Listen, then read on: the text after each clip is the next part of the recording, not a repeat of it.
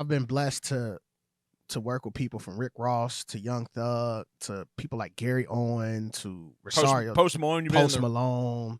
I mean, I've been around even Lil Wayne. Like I've been around a lot of great people. And one thing from a work ethic standpoint, whether if I'm being in the studio creating with them, one thing I noticed, there's nothing that cannot be accomplished. Everything is possible. You feel that in the studio with them? I feel that. And they make it known.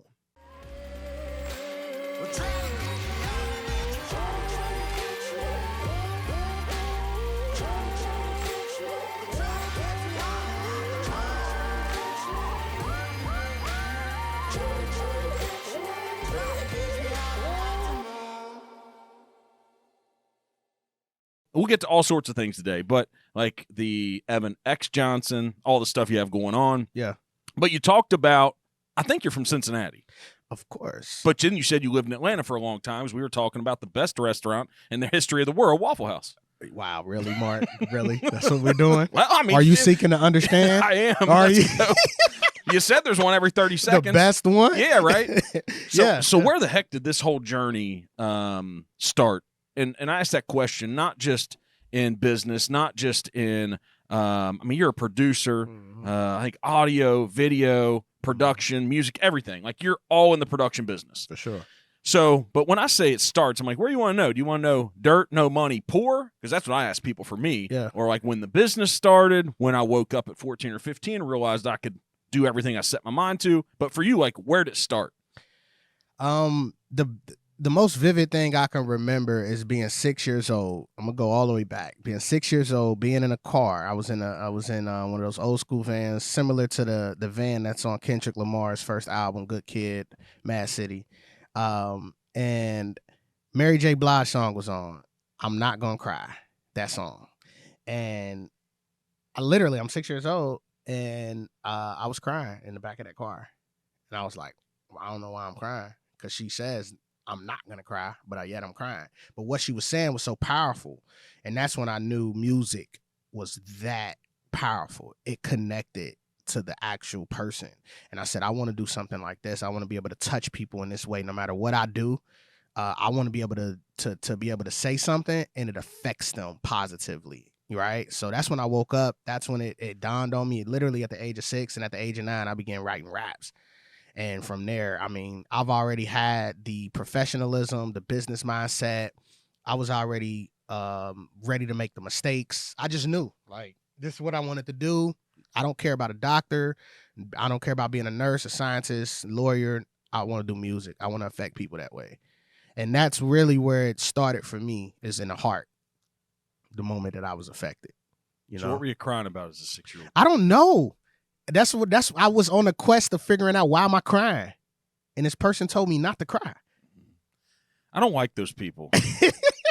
Like as an adult, I say that at times because I'm like, we're adults now, we shouldn't cry. But that's probably not even the best advice. The best thing to do is probably to say, hey, like, why are you crying? That is. Seek to understand, hey, man, what's going on? Yep. And I'm not, like, right now I'm crying, but it's allergies. Is that what it is? Yeah. Don't take this as like, I'm not. That's a good excuse. Same reason as a 6-year-old kid. You didn't even know the word allergy at 6 years old. Let's be real. Come on, man. So 6 years old. Yeah. And it's been a journey ever since. Yeah, for sure, man. Rapping at 9, rapping in the neighborhood. I was one of those, what's below middle class, like, that you can't define? There's so many things that all become the same thing. Like, you know, let's talk about this though. But yeah, I wouldn't take any of it back, man. Yeah, I wouldn't take any of it. But it's financial struggle through every part of your life. That's what it is. We can call it whatever we want. There you go. Every day, if you're financially destitute, if you're in a family that doesn't have a lot of financial understanding, financial success, every day of our lives was a financial struggle. And as a kid, you feel it. Yeah. You feel it at every moment because that's the conversation every day when you wake up. It's about electric bills. It's about rent. It's about food. Every adult around you is talking about not having money because every decision in their life is around not having money. There you go. And so it's a tough place to be. But, man, if you can survive there. That part. That has been like my number one goal I used to use my parents. I love them to death. They did everything they could to provide, to help. But I used to use that as motivation for me.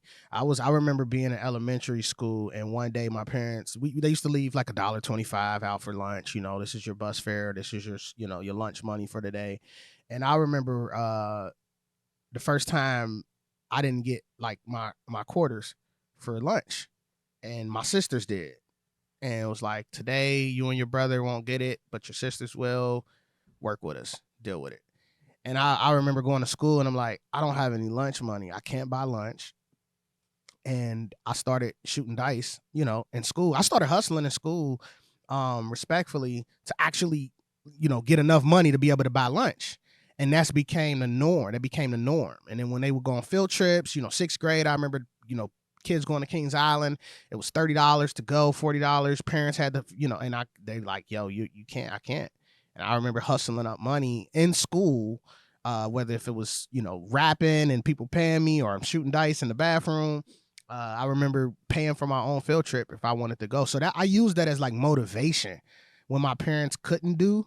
I'm like, I'm gonna figure it out. I never held it against them though. I never was like, you are the worst parents. I was just like, okay, you can't do it. I'm gonna figure out how to do it because I wanna be involved. I wanna go. I wanna, you know, go on these field trips. I wanna eat lunch today. Was there people around you that did hold it against them that still use that as a crutch on why they haven't succeeded in life? Of course, you see that every day. And even that is motivation for me.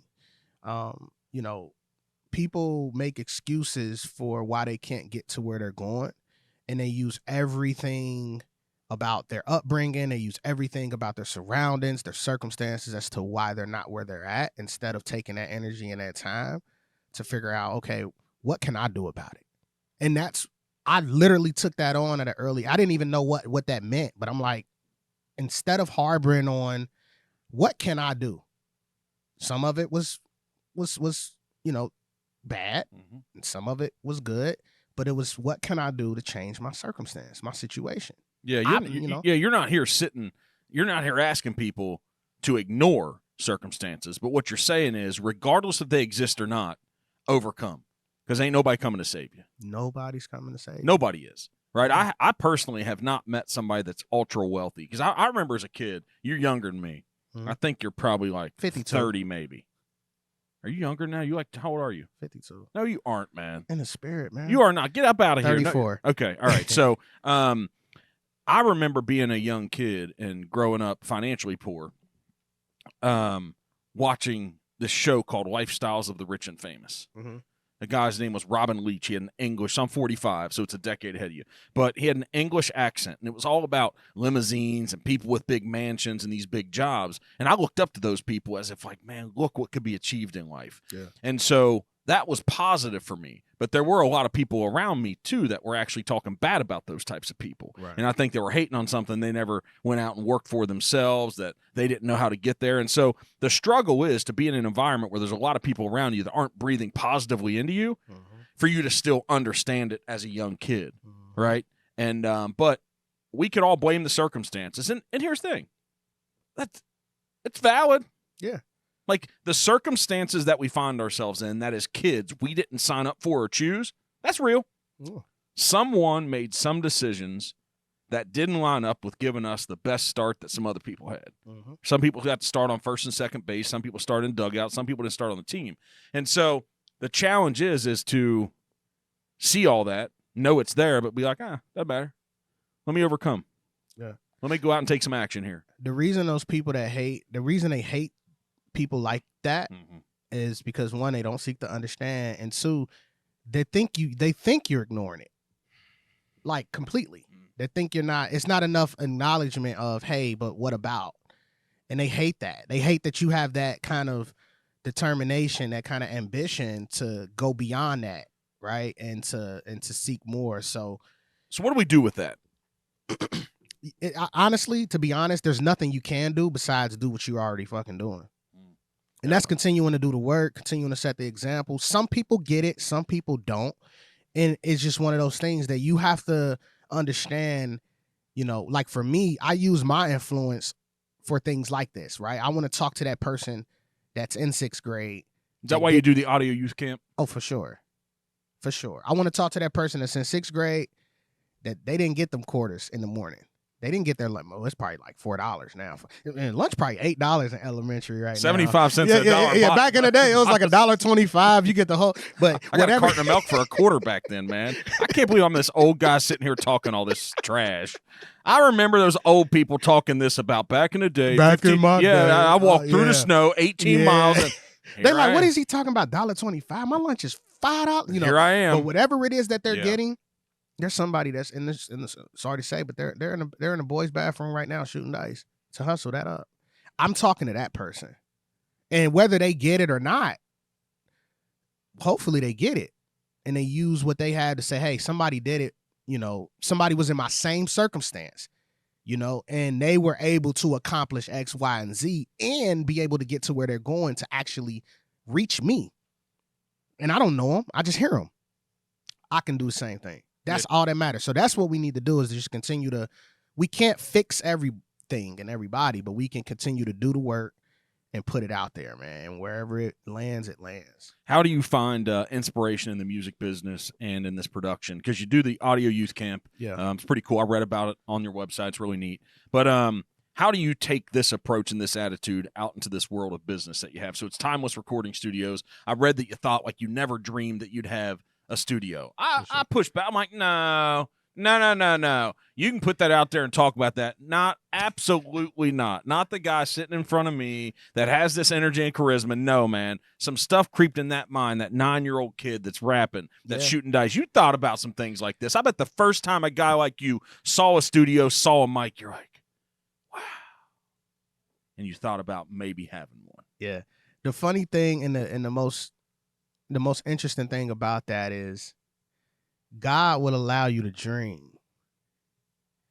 And he would allow you to get a glimpse, but you will be surprised as far as the vision that he actually has for you. So a lot of people who are surprised at where they're at, when they get where they're at, they're like, that's true. It's like, I've never seen myself at this magnitude. I've always knew like I'm going to be, destined for success. But the way my journey went, it was like, even with the AYC camp and dealing with being able to, we had people like High Tech in there giving these kids motivation, right? High Tech is a great friend of mine, great mentor of mine. We had people like T Nava from the Free Nationals, who plays for the Free Nationals for Anderson .Paak, talking to them and playing with them and doing music with them.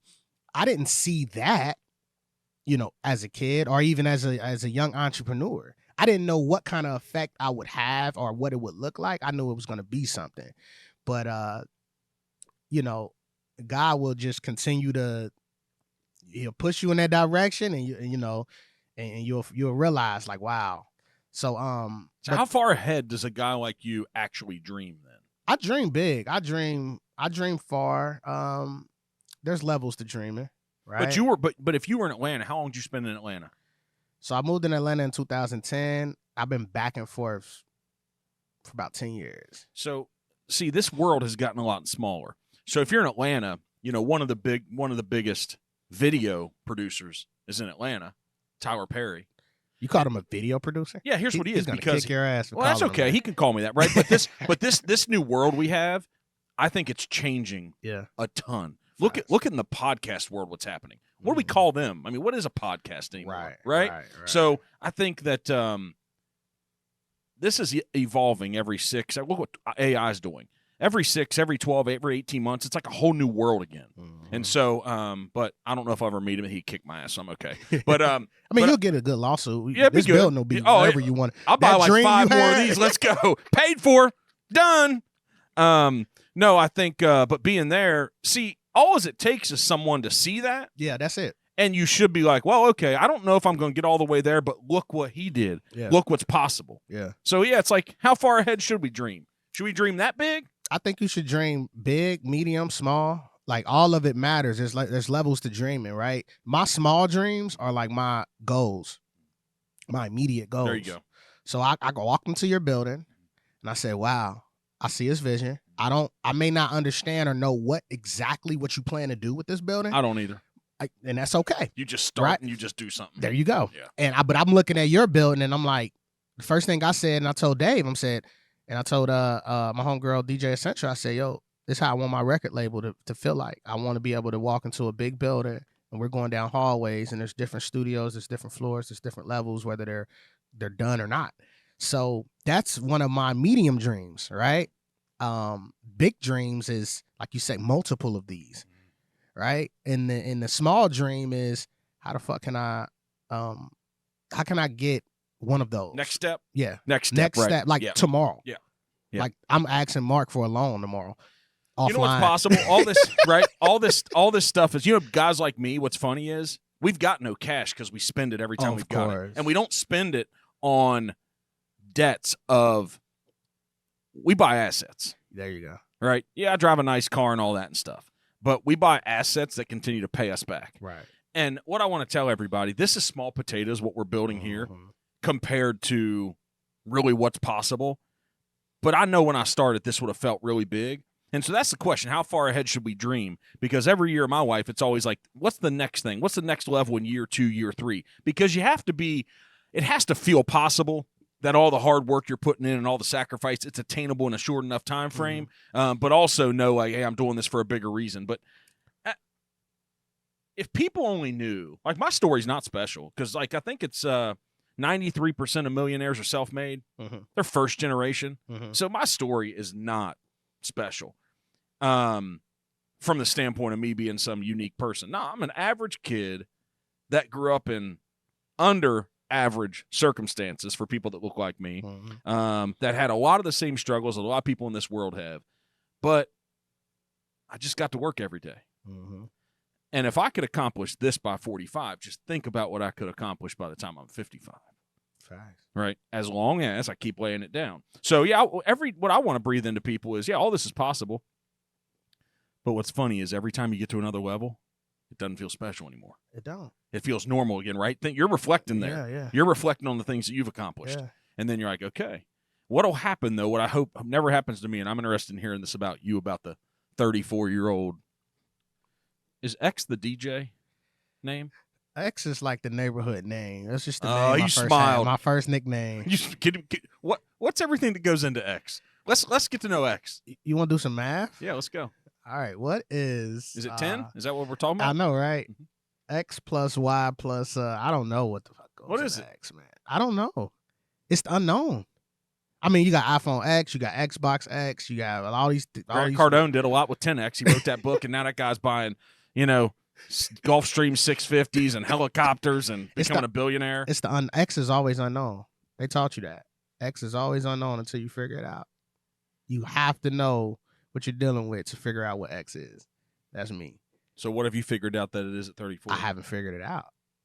I'm still figuring it out. I'm figuring out that. And that goes back to your dream question. How big do you dream? What do you think X is? What do you think it's going to be? I think I'm afraid of what X is going to be. And I and that's why I don't, not to get too deep, but I don't even sit there and try to figure it out. I think I dream so big that I'm starting to tap into what I'm afraid of.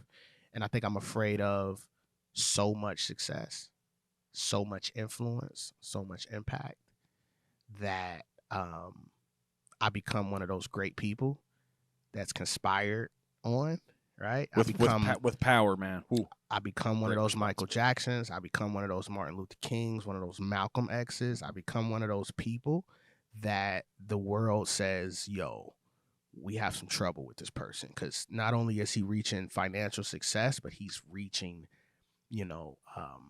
he's reaching humanity at a level that this is not where we want the world to go. And that's scary as shit. I mean, some people may not admit it, and those people, those great leaders who talk. Like a Mahatma Gandhi. I mean, there's people all around the world, right? All these people. When you talk to them, you think, like, they're fearless. Oh, my God. They know. That shit is, I wonder how they sleep. I wonder what they really think about on their downtime. What Tupac thought, what all those people, those greats. Next level. They're thinking at a place that other people can't even comprehend, because it's a limitless place. Yeah. They have no boundaries in their brain on what's possible. Mm-hmm. And the unfortunate part is what you're talking about. That's what engages with the world, and they're completely misunderstood. There you go. But that person actually has to be okay with being misunderstood and they just look like an alien. There you go. I feel like that. Like I've lost so many people, like physically, of course, but also just emotionally, just as friends, relation wise, spiritually. I've lost people. Just even trying to be a great person, I still lost people. Have you heard Tyler Perry's metaphor for a spaceship with rockets? Have you seen that? No, what is that? If we had a studio that had a TV in it, I'd play it. But what he says is, it's one of the best ever. I think it was last year. It was on some show. He said, hey, you all, not everybody's meant to be in your life for your entire life. He said, what happens is just like a spaceship. He said, you're going to get to altitudes where the boosters fall off. And it's not they're bad people, but they aren't prepared and capable to keep going where you're going. I'm seeing that. I'm seeing that's how, like, I was just having this conversation and I'm like, I'm a coward when it comes to cutting people off, right? Because my heart is too big, right? You got to you have to cut yourself off. You have to dig your own grave to exit my life. I'm not going to be the one that got the balls to do it, right? So there's going to have to be something that makes you feel like I'm the bad person. And you're like, I no longer need to associate myself with you. And when you say that, it reminds me of, hey, though I want to take these people with me, and though my heart is connected to them in a way that when I'm reaching certain altitudes, I'm like, come on, you got it, and they're like, no, I don't. And they have to fall off. It's sad, but it's like, I get it. Everybody can't go. Everybody cannot go. Everybody can't fit. And let me ask you this, Mark. Because you got your own upbringing. How do you feel when there was people that you love, people that you invested into, people that and they're no longer here. And you're like, man, I wish you could have seen this with me. I wish you could have experienced this with me. What does that do to you when those people have to fall off on that spaceship? It's an evolution of ourselves individually as well. Most people that spend a short amount of time with me don't think there's much empathy and sympathy inside of me, right. But there's massive amounts because foundationally, I have a heart. I care about humans. Yeah. I want to see people live their best life and fulfill their capabilities. I do. I want to see that because I know what that starts to feel like and how it unlocks life. I used to have expectations that treatment and care was reciprocated. I used to search for that all the time. That's the people pleasing that you're talking about. And because I would just fight for people because I thought, like, just fight for them a little bit longer. They'll wake up. They'll all of a sudden realize that there's good things out here, that they're possible, that they don't have to look back and judge all those people that did bad things to them or that held them back or what the world's doing. All of a sudden you realize that it's on me. And all I am is the thoughts I have and the choices I make. And how do you sit with that?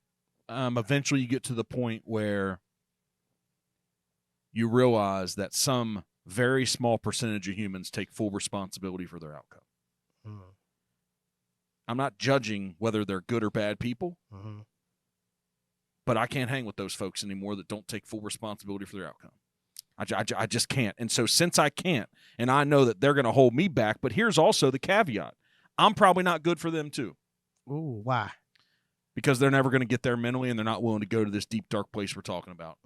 And since that, they can't understand somebody like me and how I talk and how I process things. Because all you have to do, if you're hanging around me, not as a friend, not out having a drink or something, those are easy moments. But if we're talking about business, if we're talking about goals and growth, there can't be one excuse or one reason that comes out of anybody's mouth at any moment. The moment that happens, that's going to hold us back from talking about the things we're going to achieve and putting a plan together and talking about how we're going to overcome the struggle and overcome the problems. So what I do with them now, I wanted to bring them with me. Then I fought them, but now I just leave them where they are. You leave them where they are. Yeah. You have no control. None. You just got to do the work. That's it. And I still try to pour into them, and I pour into them just from who I am and the person I've become and the mind I'm working with. But I don't fight for them anymore at a level that's different that they're willing to fight for themselves. Were you ever at a place, that dark place you were speaking of, to where you felt, or you thought, am I a bad person? Am I bad because I'm not fighting for them? So I didn't. Okay. But I can tell you I was at a place for a long time that I felt bad when I was fighting for them, that they did me wrong, that they didn't embrace the opportunity that they had from being around me, that they didn't reciprocate the good action I was giving them. For so long, that felt bad. And then when somebody wouldn't live up to the expectations I had, see, I've dropped expectations in life. When someone didn't live up to that, then that felt bad. I'm like, what did I do wrong? Right? Why aren't they doing this? Did I treat them bad? What happened? You can't figure any of that shit out. Yeah. None of it. And so the moment that I stopped having expectations of other human beings, it all cleared up for me. Wow. Drop those X. You see the unknown expectations, right man. Here. See yeah. that? That's hard though. That's the hard part because we have a need inside to be treated the same way we treat other people. There you go. I don't know why, but that's a natural human instinct. And so often that doesn't happen. And the only time you can get to the moment where you treat someone really good and pour into them, that you don't get that reciprocated, when you have massive confidence, elevated self-esteem, and a belief in yourself that is just unstoppable. Because regardless how anybody treats me, what they reciprocate or don't, I'm not going to stop and I'm going to keep going. Right. So no, it's been an evolution, man, probably over 20 years. Wow. That's what it's been. But now I'm here. I don't even know the level of limitless and unstoppable it is, because it's pretty significant. Right. Do you have you obtained new people that help you that operate in that space with you now? Here's what happens. But there's a mid period that you might be going through that's really uncomfortable because you don't fit anywhere. There you go. You're not good enough to hang out with the people at the next level yet. Right. And it's not that you're trying to leave these people behind, but you don't identify with them. They don't identify with you. Nobody wants to hang out with each other, and you're lonely as hell. Yeah. And you have to be able to operate in that environment and just have so much, man. The word confidence is invoked and overused so much because it can't really be taught, but it's the most important thing, because you have to be confident in yourself and your abilities and the fact you're not going to quit. Because, see, the people at the next level don't owe us anything. Mm-hmm. They owe us nothing because we haven't deserved it yet. Mm-hmm. And so you actually have to get busy on your own, and hopefully maybe you can find one person. If you can just find one person to then appear to the next level people that you deserve, that you belong, that you've got the hustle, that you've got the grind, that one day they invite you into the studio. Or at the table. Whatever the thing is, right? And but then you got to act like you belong. And you never been there to know what that's like. You only dreamed of it. You only thought of it. And you have to, like you say, you have to figure that out. And sometimes you fail in that moment. Yeah. That happens. Sometimes you fail in that moment. So sure. I think but I think some of us go back. Let's talk about the people. Yeah. And I'm only saying that because I want to still motivate and inspire people that don't know what the hell we're talking about. Yeah, we're not hating. But then you get so for instance, when I came back from Atlanta to Cincinnati, it was that psychology moment of or that mental moment of, let me go back to where I'm familiar with. They get me. Right? But they don't. They didn't get the new Evan. They didn't get the new Evan. Yeah. So, but I operate in that space, and now I'm trying to pull people. How's that going for you? It sucks, Mark. It fucking sucks. Like I said, I lose people every day. I'm misunderstood every moment.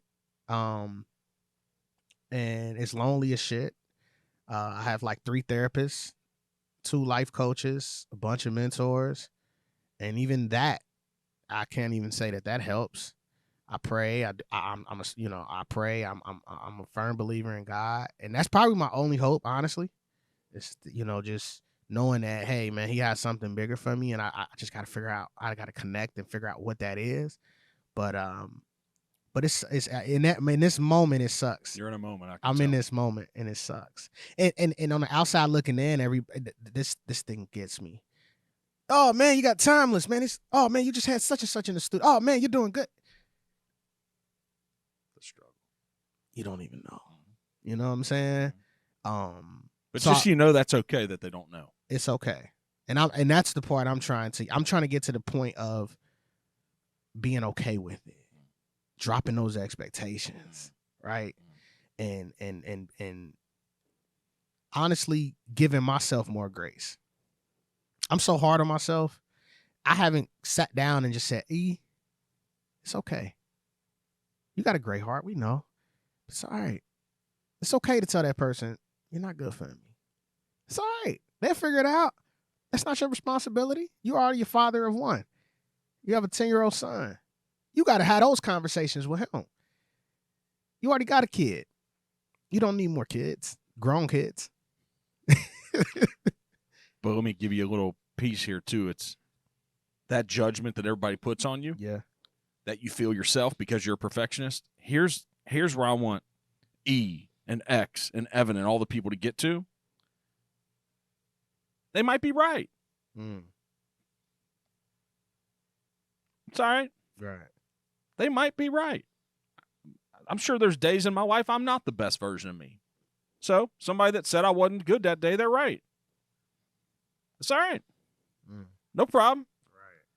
Right? I mean, I seek to be the best version of me in every moment throughout my life, but I miss a lot. And in those moments, it's like, just get better. Reflect. No regrets. Grow. Learn. Improve. Try not to do it again. I don't think I'm going to get to the best version of myself till the day I die because I'm growing and learning every moment. Oh, yeah. So that judgment they put on you, they might be right. But don't lose self-esteem over it. And the only reason why they're judging you is because they aren't happy with their existence and what they're going through, man. I was raised to judge. I was raised to judge. It's really weird. We won't go. I was raised real conservative in the church. I don't go to church anymore, but I was raised hardcore. And in that environment, if we're really honest with ourselves, we were taught to judge the other people that didn't do what we were doing, that didn't think the way we were thinking, that wasn't taking the approach to the Bible the way it might be different now, but that's how I was raised. And so, judging other religions, we were the best. We were the only one. So through that judgment grew this. And that's okay, man. Those people, sometimes they're judging you, sometimes they're right, and you got to be okay with that. Got to be okay. I think that's the tough part with this place of depression, anxiety, or worrying about the judgment of others and things that are going to happen that haven't happened yet.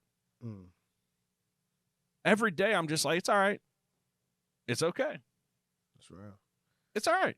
I just had to get off those damn pills, Mark. Right? Those antidepressants, man. Those talk about that. So I've never taken any of them in my life. I haven't. Man, Let's talk about it. I mean, it might be worse than Xans and shit. Yeah. I mean, these kids are no, but yeah, antidepressants. I've gotten to a point where I was stressing so much and I didn't know who I was, and I couldn't even deal with the stress and anxiety of just all the shit we're talking about. Yeah. I had to take antidepressants, and you take a lot of those. I was taking like 100 megs. Or milligrams. I'm sorry, 100 milligrams of. That sounds like a ton.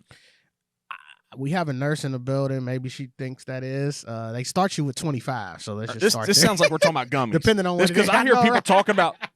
Yeah. Right. Yeah. Yeah. She said that's a lot. That's a lot. That's a lot. So yeah, I mean, and then you get to a point where you're numb, right? So like it fixes the problem of like anxiety, but then you're numb to yourself, and. Sounds like an environment where you can't grow. That's what it sounds like. It's and you go back and forth. I don't want this anymore. And I can only imagine what people are going through who's dealing with like stress and anxiety is a real thing. Let's not normalize. Don't reduce the impact and really what's happening. There you go. Yeah, because we tend to do that. Yep.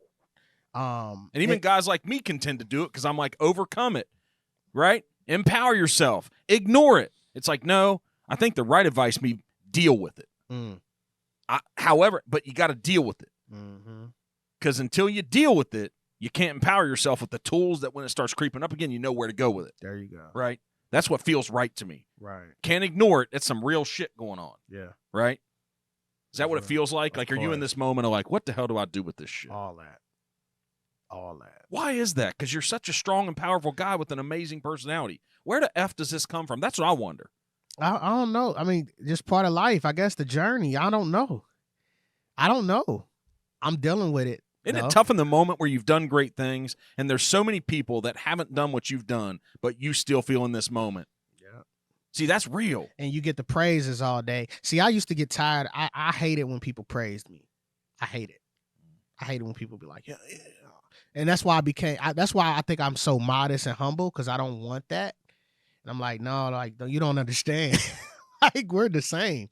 I tell people all the time, I'm like, people who work jobs, they be like, oh man, you're an entrepreneur. Like, oh my gosh, you get money. And I'm like, I look at my Bank when I look at account. my booking, like I do my own bookkeeping and everything. I've learned how to be an accountant, obviously got to learn every part of your business. Whoever you hire, you learned it. It's money. Somewhere. Entrepreneurship's money, y'all. I'll be like, yo, by the time I actually do my profit and loss and what I take home that week, you working at McDonald's, let's just be at the bottom of the whatever, Waffle House, whoever, we make the same amount.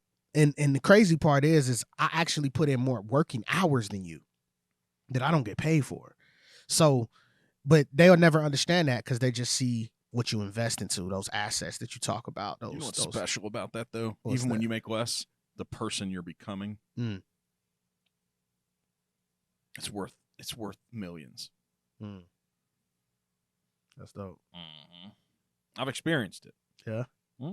Yeah, there's a lot of people around me that I still pay more than I pay myself. Now that's a bar. You a rapper? You spend bars right now. There's people around me that I pay more. I don't think they'll understand that. Nobody would. They'll if go you right could turn past. me into a rapper, I don't think Eminem's coming to see me, man. I'm pretty sure. And see, listen, Dre saw something in Eminem. I think that's who found him. Yeah. Dre found Eminem. If you're Dre, let's go. But man, I'm telling you, I don't think they're coming to listen to my shit. No, but you just said something. Okay. I mean, entrepreneurs don't talk about that. Yeah, it's real. I remember at one point, right? The first time I hired staff, I had just renovated my. I was renting, and I renovated this suite. I put like $50,000 into this suite that I'm renting for like $1,000 a month. That I was only there for 2 years, so do the math. I didn't make none of my money back. But I remember I hired a staff, and I'm like, okay, I'm gonna have a receptionist. I need to be able to pay my assistant. I need to be able to pay the staff, my engineers, and I'm doing the real payroll. I'm doing regular payroll. I'm paying and people don't understand when you're an entrepreneur and you do the payroll thing. You don't just pay the people. You got to pay unemployment in case the government. You got to pay. So whatever you pay them, you pay double into this account that you never get to get into, because if you lay them off, guess what? That's their money. So I'm paying double, and I was just like, yo, I'm not making any money at all. I'm just making enough to be able to say I have a staff. And I did that for like a year straight. And then people were still, complaining, because you got to think the average person wants at least, $2,000 to $5,000 a month for their own life. How do you employ somebody $2,000 to $5,000 a month as a self-starting company, Black entrepreneur at that, and you need $2,000 to $5,000 a month, and you're barely making $10,000 a month for your business, right?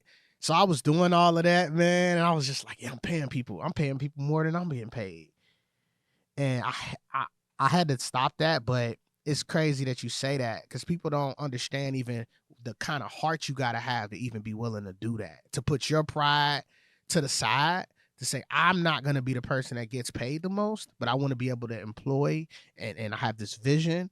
And for you to be able to do that is so selfless. Like, And selfish at the same time. talk about it. It's selfish because I'm getting to do what I want to do. So it's selfless because I'm paying them more than I'm making, but it's allowing me to do what I want to do. Right. So it's both. So what do you call that? Crazy.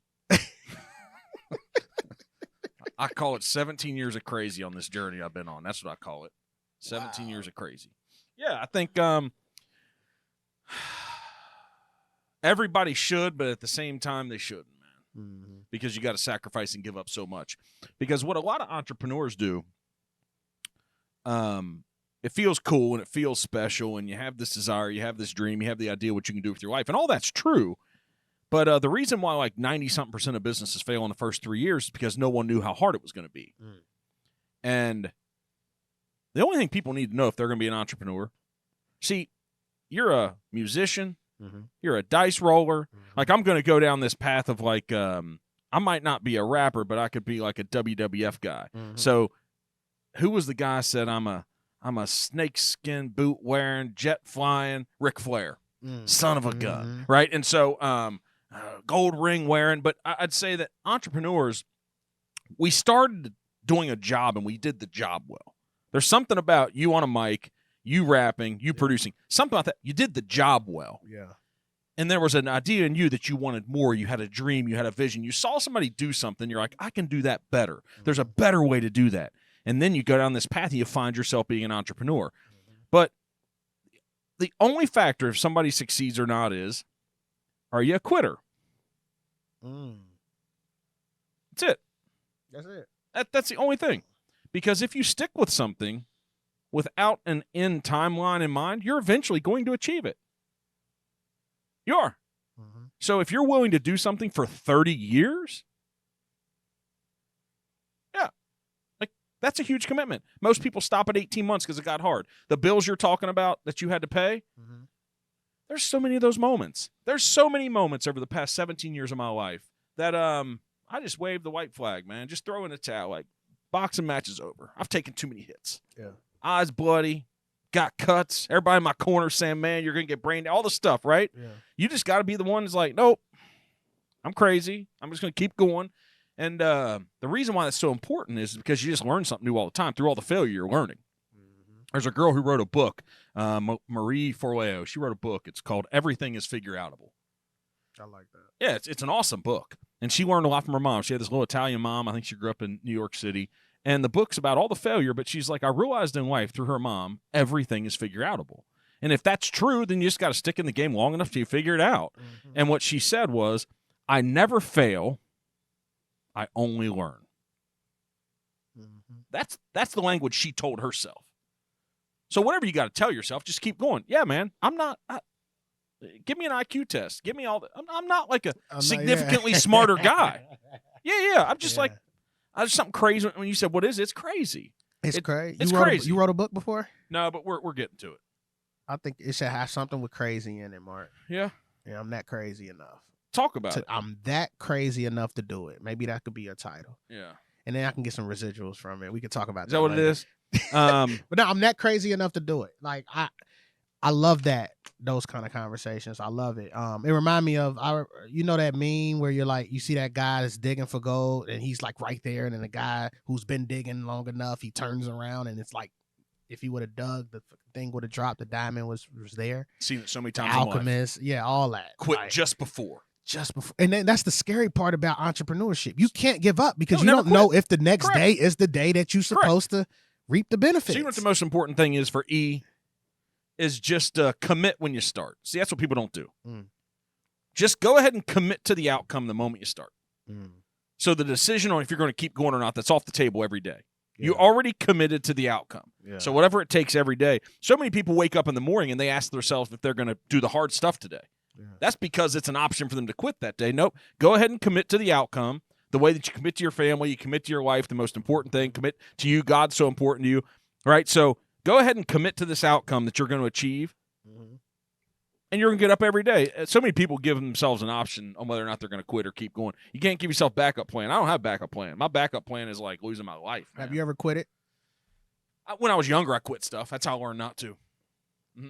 Yeah. But I realized at 25 years old how good of an opportunity getting a real estate license was. All this started from that moment. Have you ever pivoted? I do it every day of my life. That's why I named the real estate company that. I was kidding. Have you? Of course. I'm in the moment of pivoting now.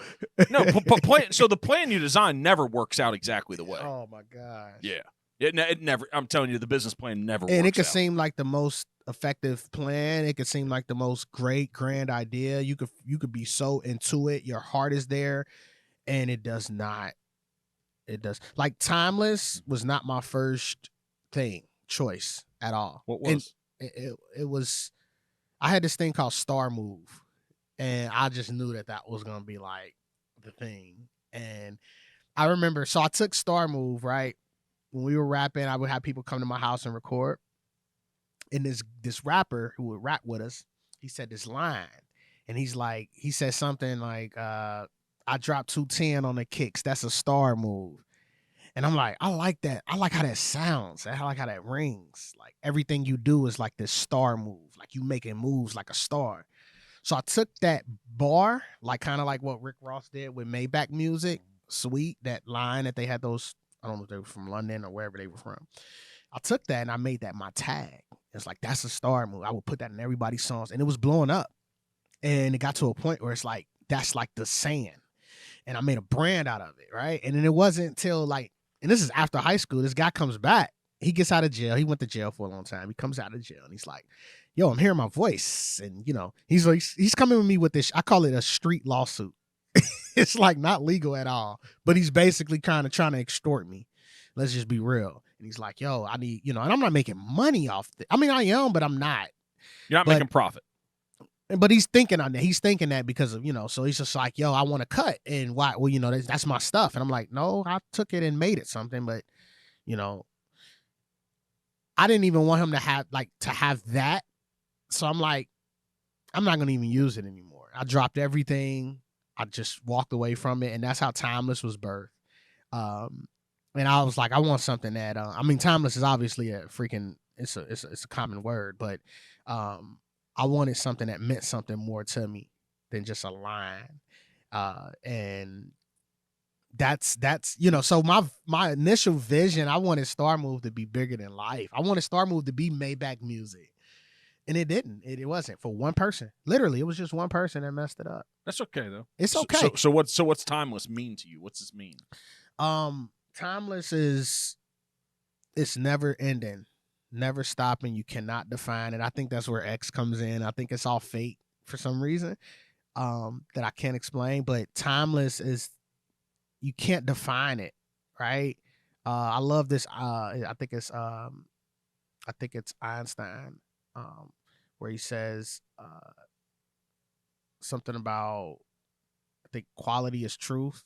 Like time is an illusion, but quality is truth. And I wanted to take that, and I'm like, yo, everything that I make and everything that I touch, I can make a song. I've made a song 10 years ago, and if I play you that song, Mark, you'll be like, this was 10 years ago? I can't see how. And it's because I make timeless music, literally. And I think I make timeless moves as well, but timeless is just one of those things that's like, you can't define it. It never gets old. But you keep going for it. You keep going for it. You keep going for it. So it's that infinity thing. Do you feel ahead of your time? Yes. What do you do with that?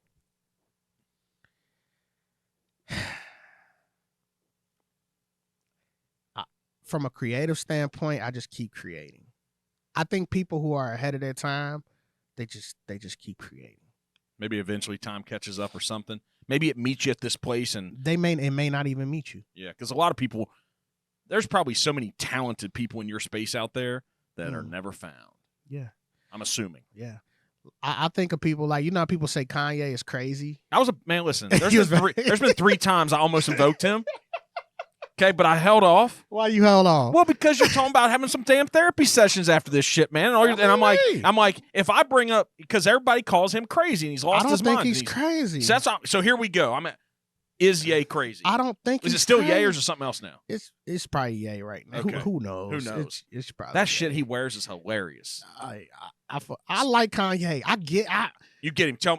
I kind of get him. Like, people have this world has a way to perceive you, and to like that put out that perception of you that is believable. And it's like you say, sometimes you just got to be okay with it. And I think Kanye battles with himself, the art, and the perception. And that's a losing battle. You got to be okay with it, man. You got to be okay with it. You got to be okay with it. And it's not until later where we're like, whoa, maybe like people thought Malcolm X was crazy. People thought Martin Luther King at the time. People thought they were crazy. People thought Gandhi was crazy. But here's what they got to be okay with. At that time, they are. They are. Because they're not in line with normal ways of thinking. That part. That's it. And the reason why those people in our lives look so powerful is because they just did this to the whole world. But I bet inside they had the same struggle you're talking about. I know those people had terrible days. Yeah. I know they had the same struggles and problems that we had. It just didn't look like it because they looked extraordinary. Yeah. It wasn't. There's this thing that who's one of the guys that was like on? Who was the guy who played basketball for the Rockets? Who's one of the guys on TNT with Barkley? Smith, Kenny Smith. Mm-hmm. Man, it's awesome. There's a reel out there from him. He was on somebody's podcast and he said, "Listen, all these superstars and all these people doing these big things, they're not extraordinary, and I'm not either. The only thing we did was we did the ordinary extra. That's all we did, and that looks different to people because there's a lot of people that won't do the extra. And so all those people you're talking about, they were normal, regular humans that just thought a different way. And they felt like, hey, there's a reason to. And I think you got to – this is going to be your unlock, man. You will go to this next level if you can just accept that it's all okay. The judgment people have, there are people that are putting judgment on me every day. But that's only coming from the people that have never done what I've done. So I don't, man, I'm all right with it. I'm not going to give two shits about them thinking whatever they thought about me because I know people that have achieved more than me. They're not judging me. They traveled the same path. Right. And they're probably like, I hope that dude keeps going, man. Yeah. They get you. They do. Hey, thanks for tuning in. If you like these types of conversations, be sure to follow The Necessary Entrepreneur on your favorite platform so you never miss out on future content. How do you teach those? How do you be okay with it? Give us the rundown, Mark, because we hear this all the time. Do you hear this? We hear it. How do you teach us how to be okay with it? Nobody could have taught me, man. It's the people that keep going. I'm just telling you, man. I don't focus on the struggle. I'm sitting here thinking about all those hard moments in life. I recognize that everybody else quits. And I just kept going. And because you're the person that keeps going and you're not going to quit, you just learn every single day. And a part of that learning and growth, man, you're just okay with people judging you. And you arrive to this place of so much self-confidence and an elevated self-esteem. It actually comes with all these resources together. Here's what's wild where it's really, I have no judgment on anybody anymore. Right. And I think when I got to that place where I didn't judge anybody else, their judgment of me didn't matter. So can you say that when we are judgmental towards people, it's because we care about how they view us? That's what we focus on. That's the energy we put into. 100%. Wow, that's a reflection 100% of ourselves at the end of the day. That's it. Nothing to do with nobody else. It's us. I view people exactly who they are, and I decide if I want to let them in my life, if I should be there in their life. But I'm telling you, man, I'm not judging anymore. Even people that do some of the worst despicable shit, I'm like, yeah, you should be in jail. Something bad probably happened to you that caused you to be that person. Right. I'm not letting you off the hook. That's messed up. I'm not going to have anything to do with you. And I just learned and reinforced the idea that that's not good for society. I didn't actually go in deep and judge them. I just evaluated the situation. And also people that are acting in a way that I've decided that's not good. Well, what made me be the judge of this judgmental world? Like, why am I the guy in this place that thinks I should be judging all these people? What, because they don't agree with me? They don't have the same beliefs as me? And most people don't understand me, man, because one of my really good friends now, I got like one Muslim friend. Yeah. 20 years ago, I'm just real, man. The environment I came up in, I couldn't have imagined myself sitting there and saying, I got a Muslim friend. Like, why? I don't know. Right. Because we didn't grow up around Muslim people. Right. And so I run this company where there's people that are Jewish. There's people that are Catholics. Right. There's people that are atheists. There's all these people. Listen, I'm not supposed to be the one sitting here judging on any reason or purpose or why the things that they believe or whatever. I'm just looking at them and be like, do they treat people well? Are the morals that their little religion that taught them how to treat others, is that good? All right, then I'm good with it. Right. Right? And so I think those individuals, I think that's probably why I'm careful on who I evoke and all that, but I think it's good enough. He's substantial enough. But like when Martin Luther King, when he said, like, judge people based on the content of their character, we forgot that shit, man. Man, say it again. Right? We forgot it. Yeah, like if we just applied that every day to every person, that's all I need. That's real. That's all I need. Like, if you're an asshole, then you're going to continue to be an asshole. You're just not my world. Right. I don't have any judgment. Don't know why it happened. Because there's what's crazy is there's a reason why that happened. Right. There's something happened, and they haven't figured it out, and they're going to have to travel a long journey to be able to figure it out. But who am I to judge it, man? Jesus. So when I dropped the judgment of others, that's when their judgment of me was irrelevant. That's a book title too. Save that, Jack. Save that, Jack. Yeah. That's his next book right there. And so nobody could have taught me that. I'm just telling you, I never heard it anywhere. Right. I just became aware of it. Like, man, why don't I care what anybody thinks about me? And here's what's funny. I'm aware that they're judging me. Right. It's just not going to change my behavior. Mm. See, you have to be aware of all these feelings people have. I think a lot of depression and anxiety is because we feel it. Yeah. We're trying to put it away. We deal with right? other people. Yeah. Yeah. And so I'm just like, I see y'all are judging me, and it used to affect me. I'm not some superhero. Right. It did. It affected me. But I'm just in a fun place now, man, where I've been with my girl for 16 years. We're not married, but we've been together 16 years. Congratulations. Thank you. She's awesome. And she's mature as heck. She's really successful in her own space. And she's a fantastic human. And the other day, I won't go into the scenario and all that, but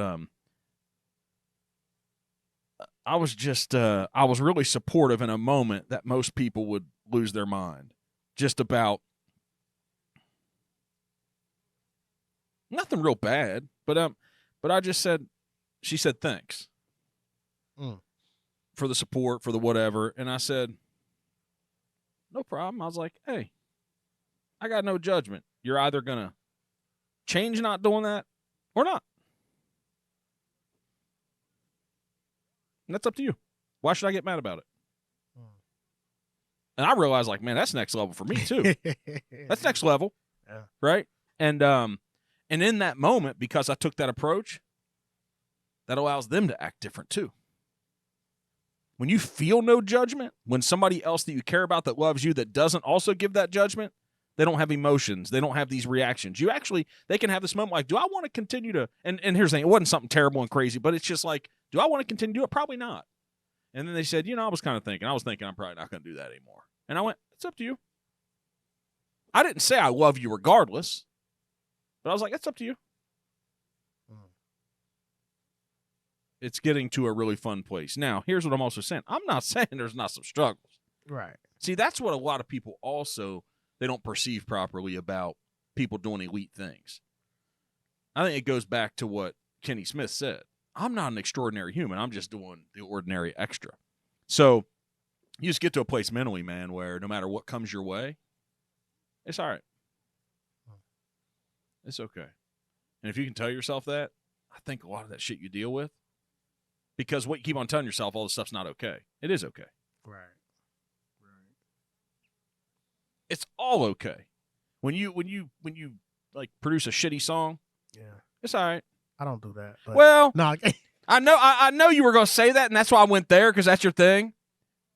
When you do, because sometimes you miss that track. Facts. Right. When you do, it's all right. It's all right. And if you can tell yourself that, you get to getting better, learning real quick. So it's about being okay with being okay. Not judging people. You don't judge people. They're judging you. Doesn't matter. And no matter what goes down in your life, it's all right. It's already happened. Mm-hmm. Whatever happened, it already happened. So why are you gonna ruin the next day over it? Right. Right? Facts. Yeah, no regret. No regret. Let me just see what I can learn from it. So I think you're too nice of a guy to let this world and all the judgment F you up. Mm-hmm. You are. And this timeless thing, man. We too are creatives. What's this thing going to be? What's timeless going to be in 3 more years? Rest in peace to Quincy Jones. We just lost a great legend, amazing legend, one of my heroes.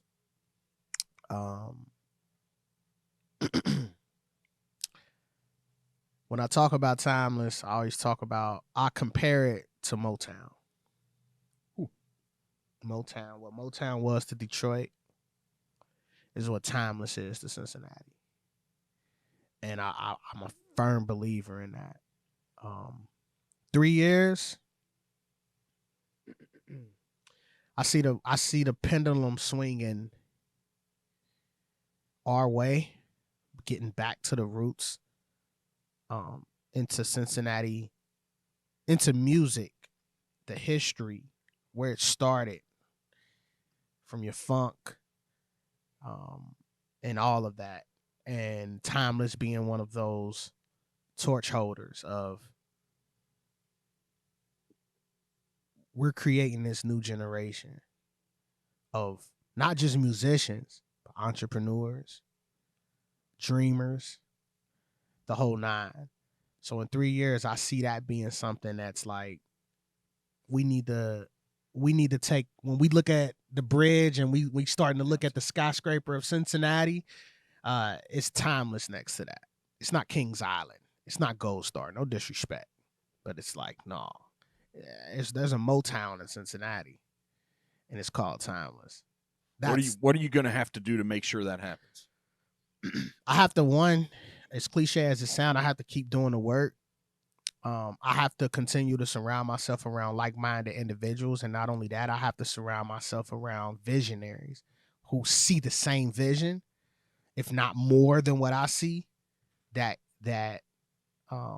understands the assignment. So I have to keep doing the work, putting myself out there, reaching more artists, reaching more creators, reaching more entrepreneurs. And one thing about music, man, it's a universal language. Like, whether if it's hip hop, I don't care what you like.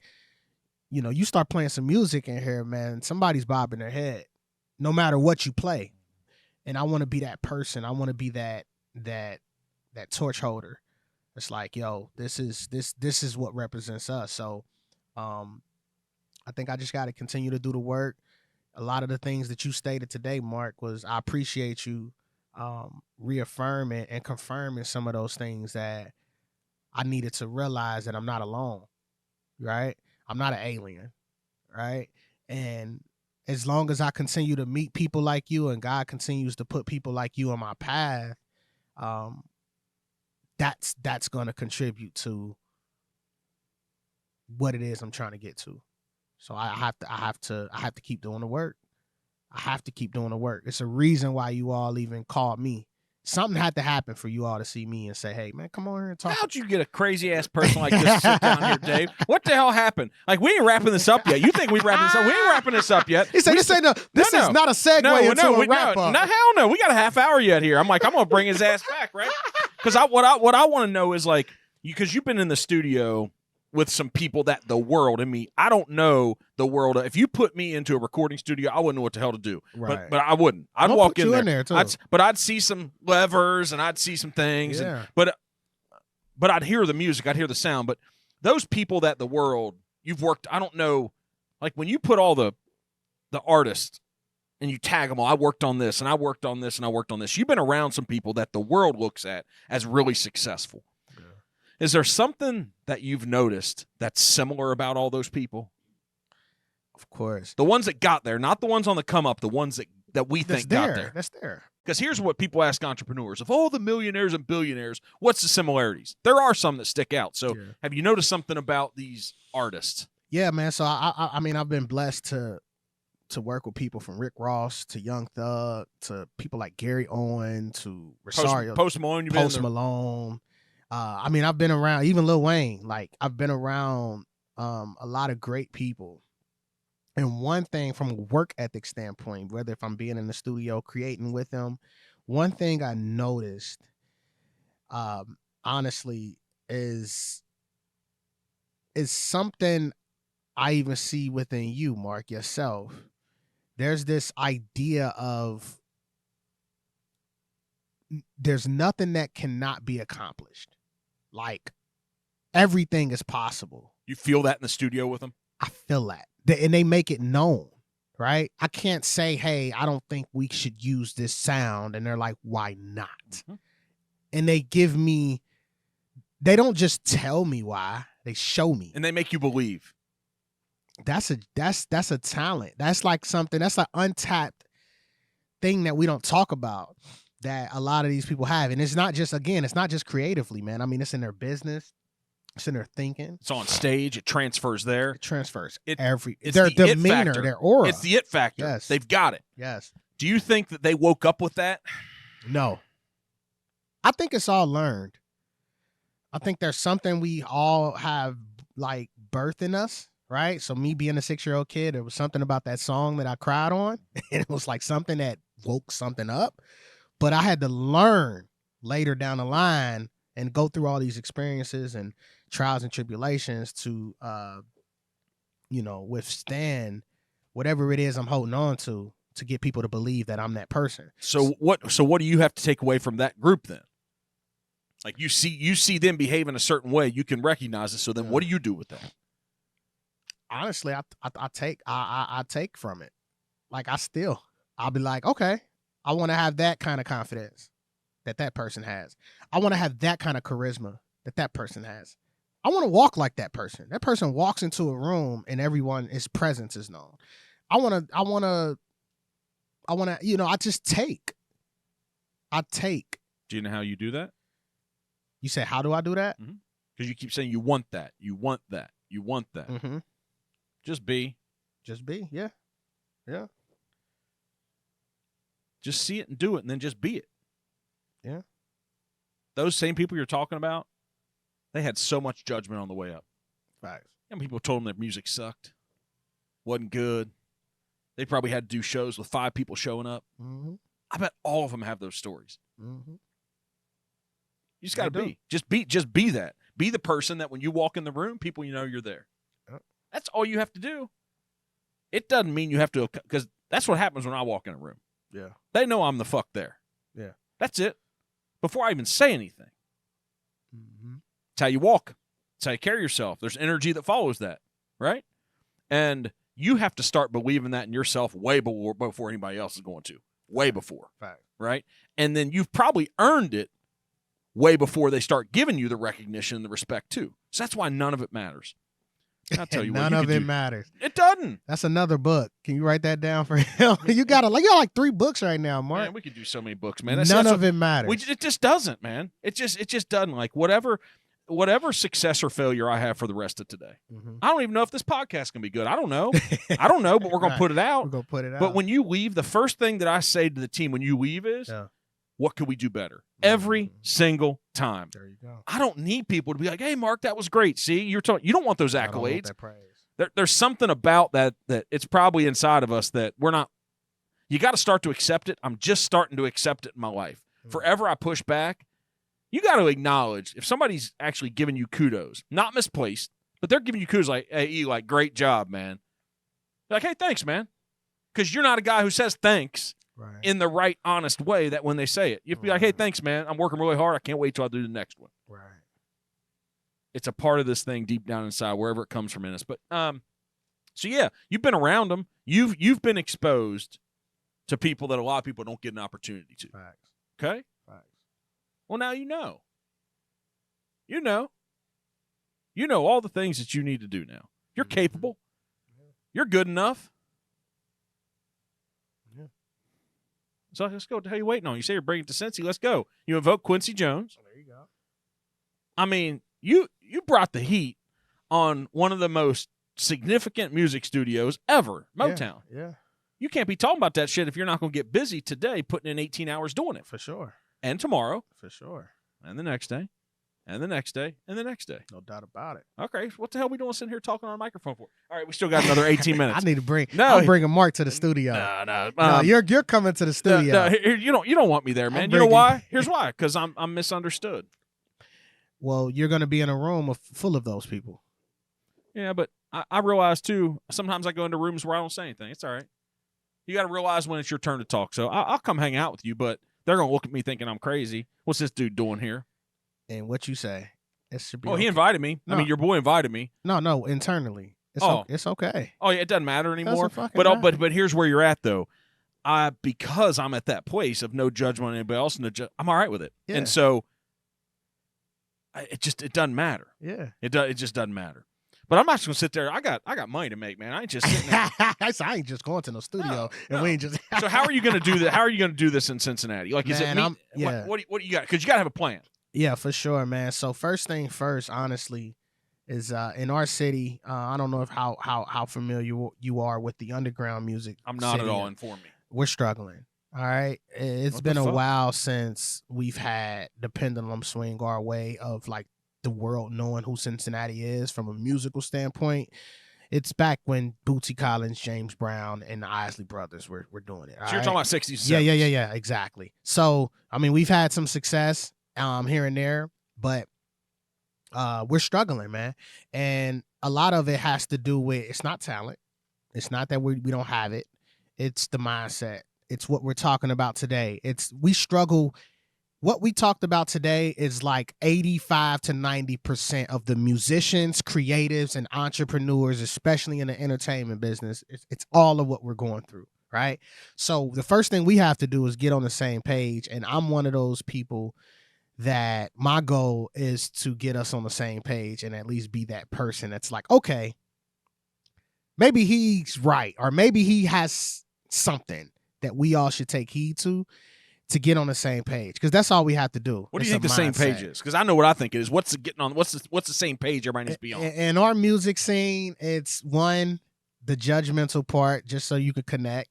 We're too busy judging each other. We're too busy hating each other, right? Hating on each other about what we're doing, instead of collectively coming together and saying, hey, man, we have something. It's okay that you do the same thing I do. Get rid of that scarcity mindset, man. It's so bad. We have to. Yeah. And it shouldn't take for somebody else in a whole nother region of the world to come and tell us that, because they don't know our problems. They weren't raised here. What else on the page? What else on the same page you got to get on? So quit judging. Just quit judging.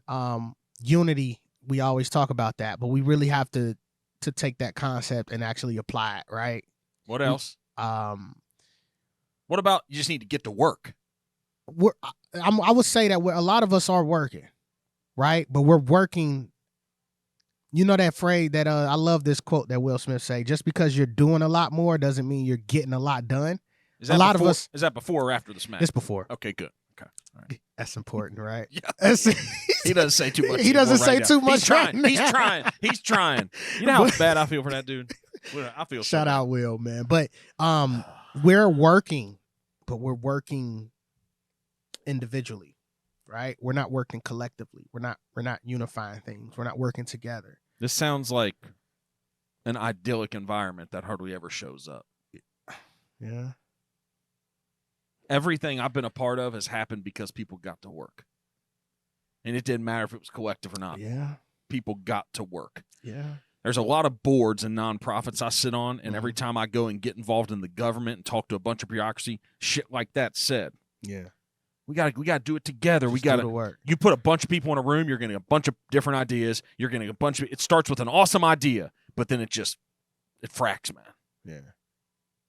And it becomes disorganized, and nothing gets done. Yeah. So if you're gonna do that, there's got to be one unifier that inspires everybody to get started, to keep everybody on track. When people when they start diverting off of like the center point, you yank them back. So what you're talking about is hard. Somebody's just got to get to work and start laying down some tracks, start listening to stuff, and put in hours and hours and hours in studios. Whatever the hell's happening in AI, that's some crazy ass shit going on, right? Yeah, that's another world. Yep. I'm going to Boston early in the morning to go to Boston to learn everything about what AI is happening in the world of real estate, because that's the company I run. Yeah. You can't be scared about it. This shit's coming. Yeah. Right. So, but they gotta get to work. Yeah. That's what has. I mean, that's it. That's it. So are you the guy? Why am I not? Okay. I'm hoping for a quicker yes there. I mean, why am I not? I used to run away from that. I didn't want that responsibility. Ain't nobody else coming to do it, man. I know. I'm realizing that. Everything that's happening in my life, who I am, it all is for a purpose. It's for a purpose, and I'm realizing it. As much as I try to run away from it, I used to be at a point, I do real estate a little bit too, and I used to be at a point where I'm just care about what I'm doing, and my real estate. World. What did you wholesale some houses? I don't do wholesales, man. I'm a landlord, like all over the place. Yeah, I got like 4 properties, multifamilies and in my building where my studio is. But I'm a landlord. I want to get into wholesaling and stuff. You do? I kind of do. Yeah, I want to diversify my portfolio. He said, "You do? Why shouldn't I?" I'm not saying you shouldn't. I don't like the world of wholesaling. Okay. There's somebody that's being taken advantage of in every one of those situations. Right. Somebody got to get taken. I mean, That's a fact, and I don't like being a part of that. right. And so, and you're talking about a consumer. You're not talking about a business. A business wouldn't give up those profits. Right. You're talking about an individual, somebody that doesn't know enough to know that they're short term selling something for a lot less than it's worth. Right. For me to be the middleman to make that margin to sell it to somebody else. Right. And me being a licensed realtor and a broker, legally I have to tell the person Right. that there's equity and value on the table. Right. Right. And so it just feels, unless it's two businesses dealing with each other, it feels dirty. Right. Right. I know what you mean. So that's why I'm a landlord. Landlord's so good. Some of my properties is not even just, hey, I'm just making money off of it. I actually have a property that I partner with an organization that Making money is okay for the record. I mean, for sure. Oh, Okay. It's always okay. Yeah. But I invested into a property that I house like young adults, that transitional life from 18 or 17 to 21, people who dealt with foster care or any kind of like trauma, that type of stuff. I house those teens, and I partner with an organization. So like I literally I want to provide a great living experience for them. So like I go in there and renovate it and make it modern, just like if they were on a market trying to look for the best place to live, that kind of thing. And they do it at an affordable cost. So they don't pay. Obviously, the organization pays, but it gives them that experience of, hey, I'm 18. This is what it's like to live here. And when I move out of this, I have a standard, right? And I know that I can get X, Y, and Z if I shoot for it. So I like investing into things like that. Where'd that come from? The desire to do that? Just I don't know, man. I have to say, God, my heart.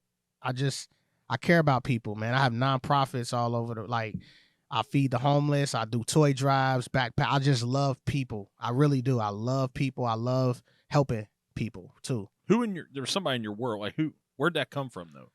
Was it a parent? Was it a grandparent? I mean, maybe my dad. My dad served in the military. He's always been like one of those type of people. Honestly, I think it's just from what I've seen, like growing up in the neighborhood and seeing myself and my friends be not have as much and struggle with things. And I was always that person, like even if I was struggling, I was always looking at the person who was struggling like worse than me, and I would give what I have to them, and it'd make me feel better about my situation. So that's what I think, that is what really birthed, doing more of that. You've got good stuff in there, man. Yeah. When you get to a place where it happened to you younger, where it feels good to do for others, Oh yeah. and you realize that, that's good. Stop letting this world beat you down. I know, man. Look, you like my friends, man. Come on. Look, Come on. Mark, I gotta add you to the Rolodex. You Come just on, one of man. those people that's like, man, X, man, just stop. Come on, bro. I don't know. It's how do you not? I mean, I get it. I get where I'm gonna be. I get that better version of myself. Like I'm gonna be speaking the way you're speaking when I'm at that place in my life, and I'm gonna be like, all right. But in this moment, I'm just like, just start now. I know. I feel like I am. Your mind is there. Maybe people don't maybe I beat myself up. Yeah, stop this judgment thing. I think I think you're gonna go write like 10 songs. Hey, you remember the street lawsuit? Or whatever that is from that guy. He came out of jail, came out of prison. What's that called? The street where he wanted a piece, he wanted a cut of something. Oh yeah, my street law. The Star Move thing. Yeah, so what's that? You said that's the street what? Yeah, that was a street lawsuit. Okay, yeah. Street lawsuit. So we're gonna have one, and we're gonna have a studio lawsuit. So when you leave here today and you write some of the just best songs and put them together, I'm gonna show up and be like, hey, we talked about this. That sounds like a song that came. So we're gonna have a studio lawsuit. I like that. And then you're gonna call your guy who got out of prison and be like, hey, street lawsuit dude, studio lawsuit dude. I'll be like, oh, okay.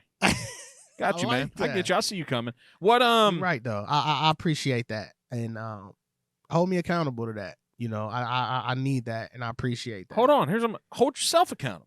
There you go. Come on. There you go. There's nothing in this world that none of us can't do, man. That's what people are like, man, what'd you start thinking like this? I said, here's what it was.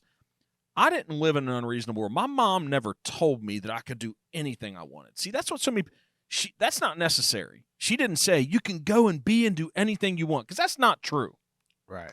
Not that's not true. Because I mean, there's things that our IQ does limit us. Mm-hmm. I can't just wake up and want to be one of these physicists. Mm-hmm. I could learn a lot, but my brain might not be operating at a 130, 140, 150 IQ. What if it's at a 110? There are some limitations, right? Mm-hmm. But she never told me I couldn't do what I wanted to. And that's what we do to ourselves every day. We say we want to do something. We come up with this idea, and something inside of us says, don't, we can't, it's not going to work. So I was blessed with the opportunity of having a mom that never stopped me from trying things. Mm-hmm. What was instilled in us, if you're going to do it, you better do it your best. Mm-hmm.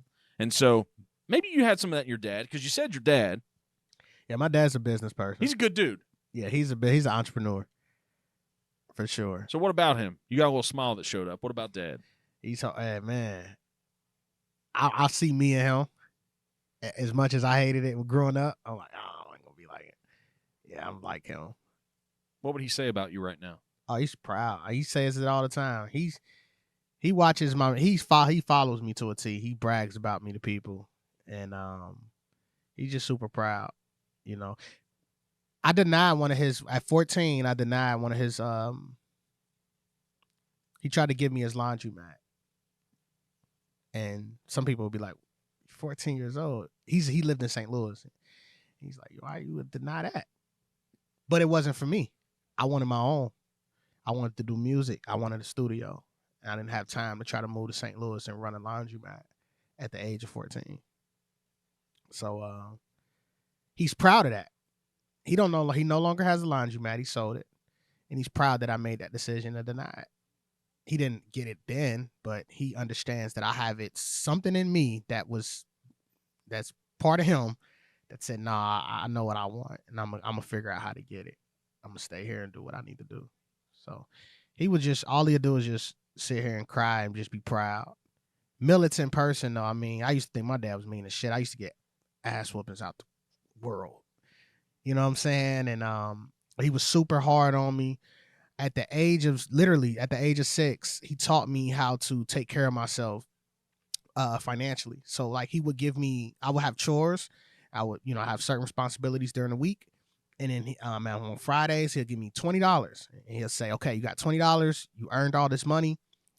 Now we got to go grocery shopping and get your food for the week. Because he used to work for Steak and Shake. So at night I would eat and, he'll bring back food.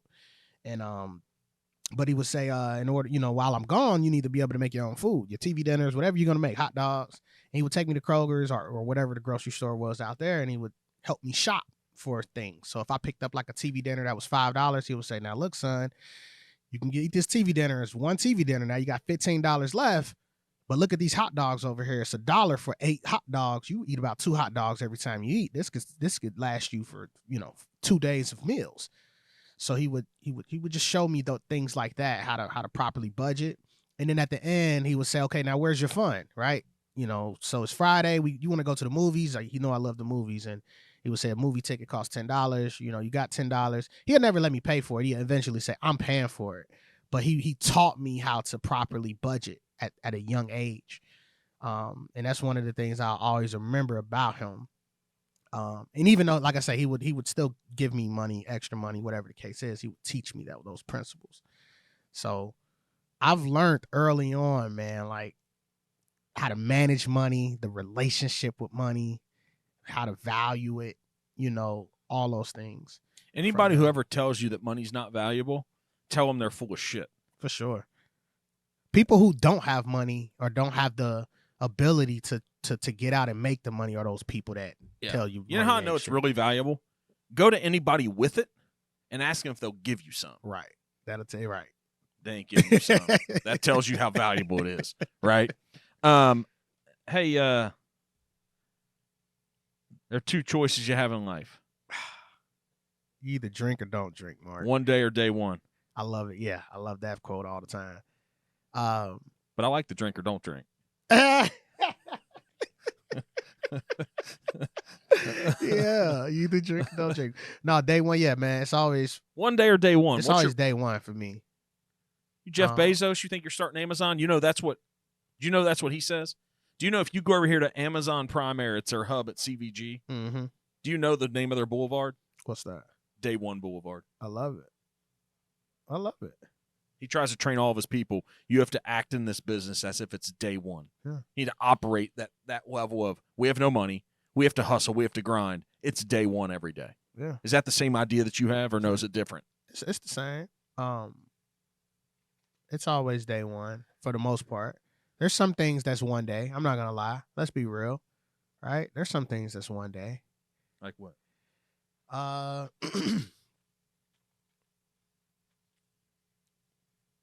There's this fear of a level of real estate that I don't know about, and I'm like, one day I'll get there.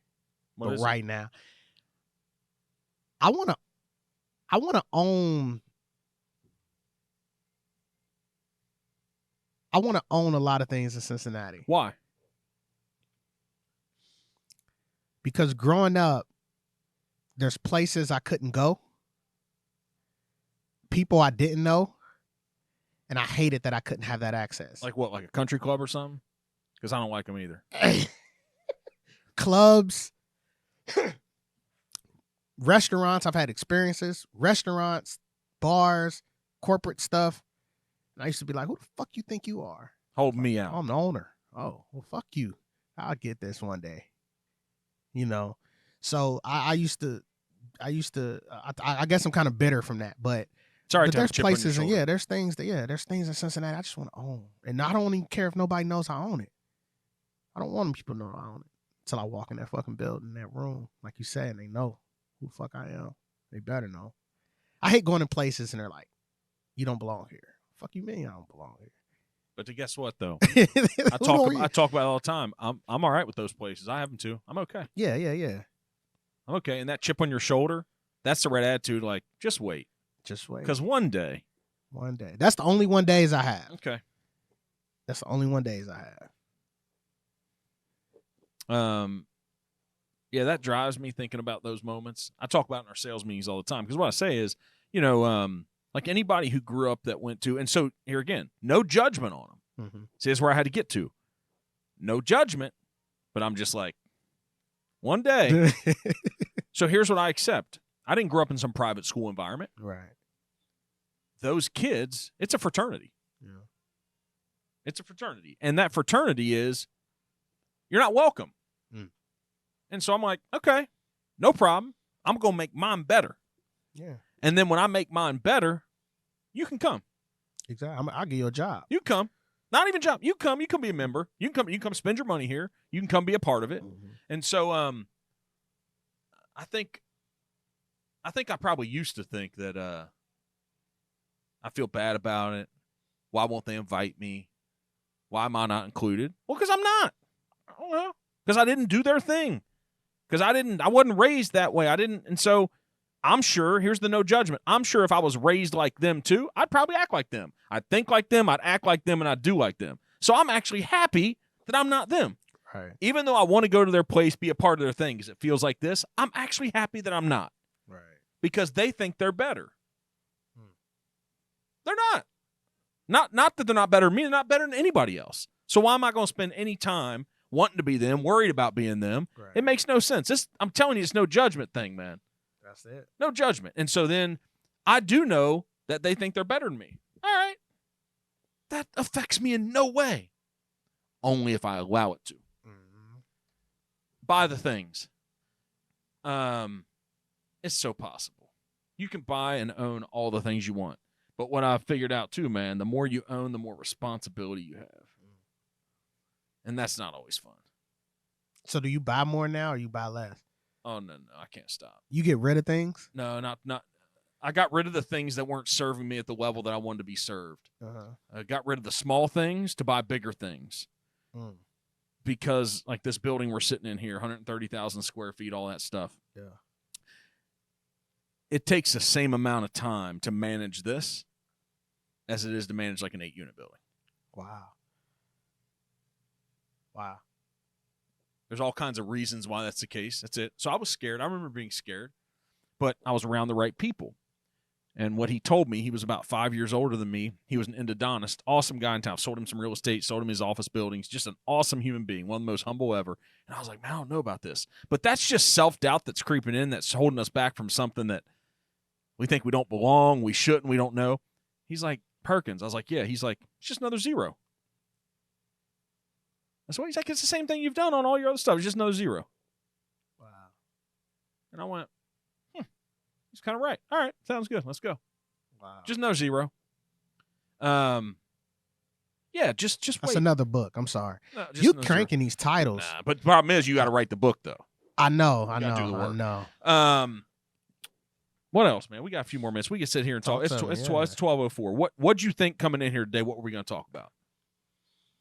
I mean, obviously, the podcast is called The Necessary Entrepreneur. I knew we were going to talk about some business stuff. What I didn't know is that, you know what? I knew I was going to gain something. I hope that I was able to give something.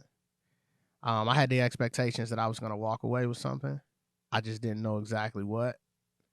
I walked away with more than what I expected. That's what we're supposed to do every day in I our walked life. away with more than what I was expecting. So what'd you think we were I had no idea. You're like, what am I doing going up in here? I thought it was just going to be a bunch of like, yeah, man, tell me about your business, man. What are some of the mistakes you've made in your business? I just thought it was going to be generic, kind of just Dumb talking. shit. Yeah. The book's already written about that, man. We read a lot of stuff on that, huh? Yeah. What else do you think? You got notes in there? No, Who you looking at? Who's calling you? Who's texting you? What song you gonna write? I'll look at mine too. I'm cool too. I mean, I'm cool too. Let me see what I got going on here. no, I'm texting. Remember I told you I got to text my therapist and tell her, give me 5 more minutes. Is she all right with that? Is she wondering what you're doing bad that's keeping you from having the conversation with you you're supposed to have? I should have included her in this. Well, you did have a nurse over here, right? Your DJ sister nurse. What's Yeah, going on? Yes. But tell us, since you invoked it and you talked about it, tell us about this journey. Maybe we can wrap up on this to help some other people since you're about For pouring sure. this journey of therapist. And what's that like? What's that like sitting down with somebody talking about life, what's going on in your mind, all the struggles? What's this been like? I used to be against it. I used to be scared of it. I used to think it was, I grew up, I'm black, obviously. Young black man, we grow up learning that or being taught that therapy means you're crazy. And we don't do that. We don't want people to think we're crazy. So you don't talk to people about your business. You keep that in the household.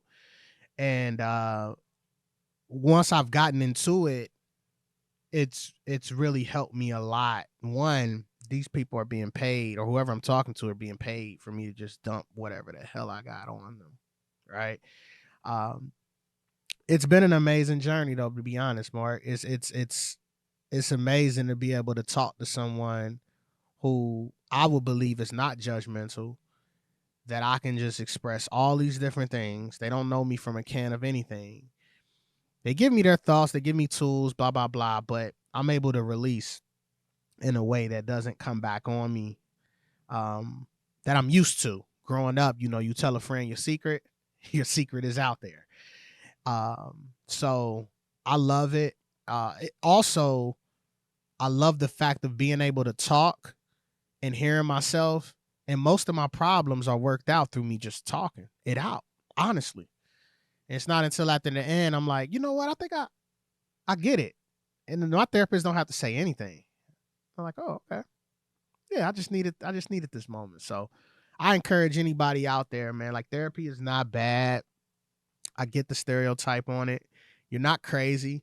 There's nothing wrong with just having someone to talk to. Period. Whether if it's a professional, whether if it's a friend, colleague, guy, whoever you want to talk to. We're human beings, man. We're experimenting and we're going through an experience as humans, right? we're not just human doings all the time. We're human beings. We're being something that we don't understand what the hell we're being, and we need to be able to discuss and navigate and talk that out. So therapy has just been one of those tools that I've been able to really reap the benefits of. I'm still a work in progress, Mark. I'm We all not are. perfect. Man, I go through it, but I learn a lot every day. I walk out of that session. I walk out of those conversations learning a little bit more about myself that I didn't know. It's amazing. It's been amazing for me, The way you're talking and the way you're thinking, it's been a worthwhile journey for you. for sure. You're close, man. You can see the finish line on, and when I mean finish line, not stop the growth of life, but just the finish line on knowing how to think, knowing how to have a relationship with yourself. I think that stuff's important. So, what do you share with these young kids that come to what's the acronym for the camp? AYC, Audio Youth Program. What do you tell them? What do you is there a central message that's sent through all the? Yeah, I mean, overall, when they're in there, man, the first thing I tell them is literally you can do what you want to do. There you go. Don't change it just because I said. No, earlier. I know, Yeah. but I tell them you can do what you want to do. It's just a matter of just doing it. You'll figure out the rest later. Like some of the things that I instill into them, there's going to be some roadblocks that I don't have that conversation with them. They'll figure that out. But I just try to inspire and motivate them to just start with, day one and not one day. And that's my biggest thing with that group of because again, what they see, especially even for somebody like myself who grew up in, urban neighborhoods, crime, invested neighborhoods, you don't have people walking around every day telling you can do what you want to do, hey, figure this out, hey, put your mind to something, it's okay. You don't have people walking around like that. You have people walking around at the lowest vibrations with the most negative advice that you can ever get, telling you things that seems like this is the way. So for those kids, and I try, I don't say I only, but I try to invest into the youth that are in those neighborhoods that don't get to see opportunities every day. They don't know what a building like this looks like. They never been to a top floor outside of a hospital, right? So I try to inspire them and say, hey man, like I'm just like you. You can do this exact thing, but you got to put the work in yourself. I'm gonna give you the tools, and I'm even, give you some motivation, but that's temporary because you still got to go home. I don't have to go to the neighborhood that you have to go to anymore, right? I don't have to sleep there anymore, but you have to, and you have to figure out every single day of your life, how are you going to change your circumstance? How are you going to stop shooting dice in that bathroom to get your lunch money to be able to better yourself, So that's my whole thing, man. It's not pacifying them, but giving them the tools and showing them that somebody that looks like you has done it. And here's how I did it. Here's how you can do it. And the rest is on you. Man, I got this timeless stuff sitting in front of me. You got some fresh gear, man. This is nice, man. I know this is nice. I like, I hated those old cotton shirts. This is really, really nice, man. You're gonna look good in that shirt. Thank you, man. Hey, go do big shit, man. You've got the stuff. There's a lot of people dreaming out here that haven't put the right mindset together. You got the right mindset. You've been around the right people. You've had the right experiences. Get to work. Quit worrying about this world, what this world thinks about you. Period. Stop judging them, and go out here and just smile and be happy, man. Yeah. The world's just waiting for you. I think since 2020, this COVID shit messed us up mentally, and we have forgotten how to think. Right. We've forgotten how to think. We've forgotten how to interact with this world. Go out here. World needs leaders. This country, this world, our neighborhoods, they need people to rise up to show us how to do things in good ways, because I think the average human wants to do good. I do think that. For sure. I think they do. And so they need you. We need you. So go find Timeless Studios. I'm getting old with bad eyesight too, man, but it's timelessrecordingstudio.com. There it is. Okay. And I could be followed at mamanameevan.com or Mama Name Me Evan on all social platforms. And I appreciate you having me here. Thanks, man. Thanks I really for coming. do, man. I hope I can come back. All the things we talk about next time. Absolutely, man. I want to see you do big things. That's it. And if there's any way we can, I don't think there's much like a guy like me can help folks, because not too many people at every moment could have really helped me. Got to help ourselves, man. Yeah, for sure. Got to help ourselves. And if you're helping yourself, there's enough people that'll pour into you along the way. This life is about relationships. There you go. And, man, if you'll start by taking action first and helping somebody else and helping them move up a little bit, there's a lot of stuff that's going to come your way in life. So be a little bit more selfish while you're being selfish. Right. Go out and find Timeless Studios. If this guy thinks he could turn me into a rapper, imagine what he could really do with people with talent. Talk that talk. Thanks, Mark. E. Appreciate you. Yeah, man. Go out and check out all your stuff. Mama named me Evan. That's what she named me. Maybe next time we'll talk about Mama. Yeah, let's do it. Okay. Mama come in here and drink. Never mind. Are we going to be stereotypical? What would Mama drink? Now, Mama don't even drink. She only. Mama does drink. Now you're starting to lie. Mama does drink, but we're not going to do that to Mama, but she does. All right, man. Thanks for coming in. Appreciate All you, right, man. man. Yes. Appreciate you.